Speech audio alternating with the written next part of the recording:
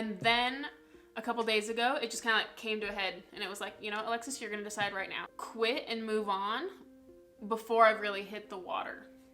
If those 4 resources you feel like are being used better, and I think what you have to realize is that these sort of existential crises that we have, and so even if I am making the wrong decision right now with YouTube, I will eventually learn that through action and just keep on going. I think you need to do it. I think lots of people are dodging the path they need to be on just because they're scared and they're making themselves small and shrinking themselves. Hey, what's up? Take a look at this. We put up, this is actually not paint. We put up, it's kind of like it's like a sticker wallpaper sort of thing. So this is brand new. My hair is new.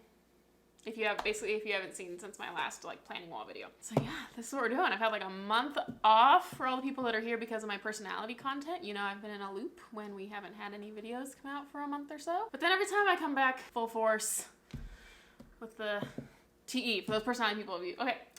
Anyway, so this video, I want to talk about how to know if you're on the right path. And I think this is just it's like a profound question that honestly it just kind of plagues me throughout the course of my life.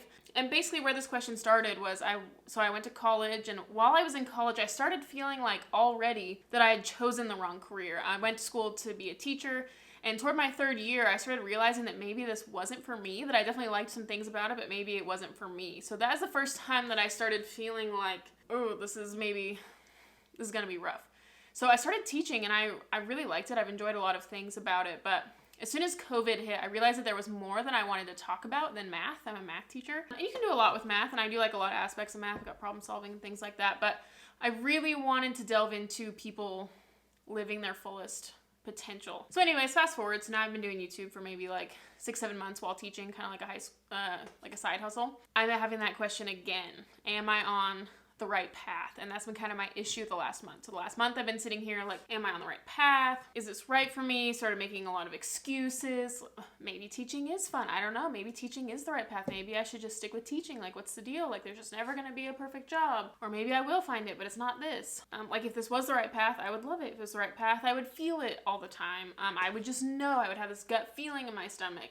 It'd be easy all the time. I'd be loving it, be in flow all the time. And so for the last month, I've been sitting here am I on the right path, and questioning it. And it was really getting to me, kind of avoiding it, just procrastinating on making YouTube videos. And then a couple days ago, it just kind of came to a head, and it was like, you know, Alexis, you're going to decide right now. Either YouTube is for you or it's not, and you need to decide right now. But you're not going to sit here avoiding it for another month. Too much time has gone by. And I had a really impactful conversation with my husband, and this video is kind of the fruits of that conversation. And here I am doing a video, so I guess you know the end of it. But I guess I just want to make this video if anyone is struggling with feeling are you on the right path or not? Because that's a really heavy, weighty question with just a lot of consequences in your life, you know? So it's really important to kind of get that straightened out. And one thing that my husband said to me is, it's like digging a well. In my instance with YouTube, there's a lot of things that I don't particularly like about it right now, but I'm digging a well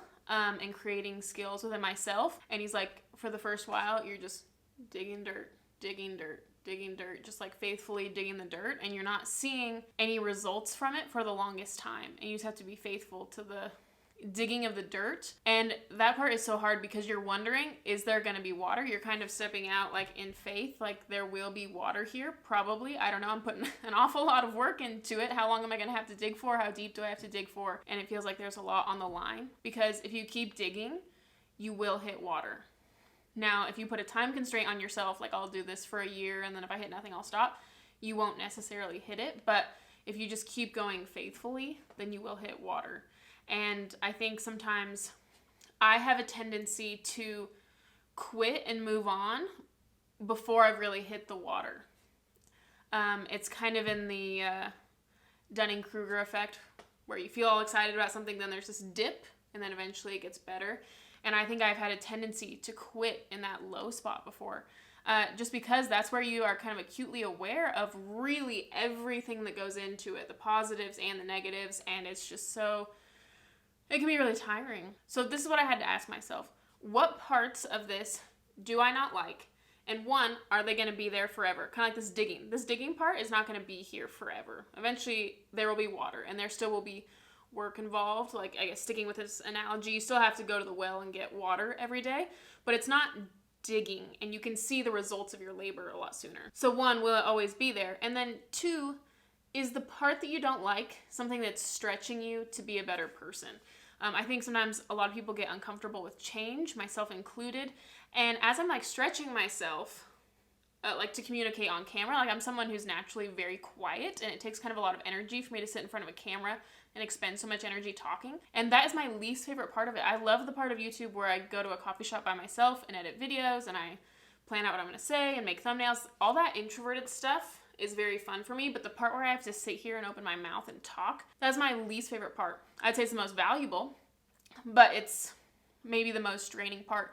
And I think that part is stretching me. As time has gone on, that part has become a lot easier. So I think you have to ask yourself, do I not like it because it's making me uncomfortable, but in a good way and is yielding good dividends? The next thing I had to compare, I said this a few times, but I think the 4 most important resources in life are mindset, energy, emotions, and time. And you have to look at when you're on this path that you've been on, how are those 4 resources doing? Are they better or worse than when you're not doing it? And when I look at like the last month, doing YouTube versus not doing YouTube, I was spending so much of my time moping around. My energy was really low, emotions feeling lots of shame, and my mindset was just feeling really down. Now, as soon as I start doing it, I feel really energized, feel productive, I feel like I'm making personal growth, I feel more like myself. And those are kind of some telltale signs. If those 4 resources you feel like are being used better, but it's a lot of work, I still think it's worth it, and that's a sign that you are on the right path. With teaching, I would spend so much energy, and when I do more teaching, I'm more tired. My energy's worse. I feel like I have less time, and I'm more stressed out. So that's a huge sign for if it's something that you should or shouldn't be doing.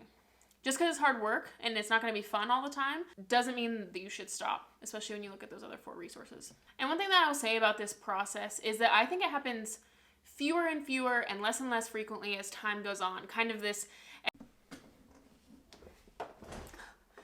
SD card was full.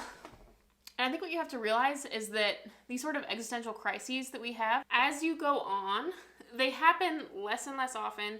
And when they do happen, you're able to kind of get back on track more. I think at the beginning, it's really new. You really don't understand your abilities, and so you kind of question yourself a lot and all the time. I found as I've done this, I question myself less and less, and I now have the ability to ground myself in the why I'm doing it. Whenever I get in these like crises now, I think back to why I started, and I had a solid reason for doing it, and I kind of meditate on it and pray on it, and like, yes, I feel like I'm supposed to be doing this thing. So when kind of the questions come up, that is now my automatic where I draw myself back to. So I think what's really important, and what I haven't done up until this point, is now I've kind of decided this is what I'm doing. So when these questions come up, it's like, we've already answered this question. I don't need to mull it over again and again and again. I've mulled it over seriously, and when I say seriously, I mean like months at a time each time, for like 4 times probably. And I'm just not gonna do that anymore. I think I spend so much time in like analysis paralysis, over analyzing things, and I think lots of people do that too. It's just not useful. I can honestly say that when I mull it over for a month, I don't learn anything. I learn more from, like even with teaching, something I feel like I'm not supposed to be doing. I learned more about that decision from teaching than thinking about if I should be teaching. And so even if I am making the wrong decision right now with YouTube, I will eventually learn that through action, not just sitting there mulling it over. So I just say, keep on with the keep it on. I think for most people watching this video, wondering if they're on the right path, for most people, the answer is yes. Not for everyone, but I think for most people, deep down in your gut, you know what it is. That's why you're doing it. And just look at your energy.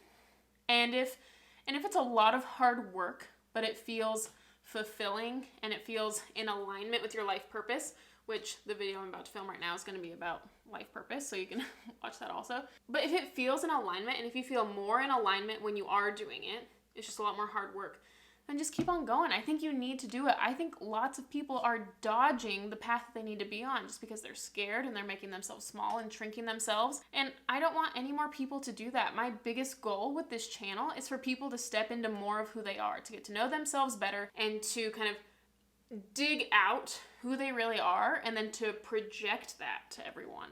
That's my dream. I think it's so important. I've seen so many people who I feel like their potential is not being tapped into, and it honestly just hurts my heart. So I think for the majority of people watching this video, the question is, if you're saying, should I jump to this riskier thing? Should I keep pursuing this risky thing? Whatever the riskier option is, I think that's the one. So not always, but whichever the riskier path is, I think that's the one that you should take. So just kind of as a blanket option. Okay, so yeah, that was that video about like, are you on the right path? I would say yeah, probably yeah.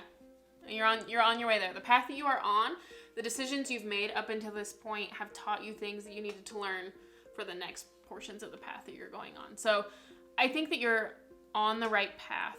And as long as you keep taking risky decisions and try to get out of your comfort zone, I think that is the right path and that's the best path. So keep pursuing things that get you out of your comfort zone and keep you toward taking risks and things that you feel like in your gut you would like to do. So thanks so much for watching, guys.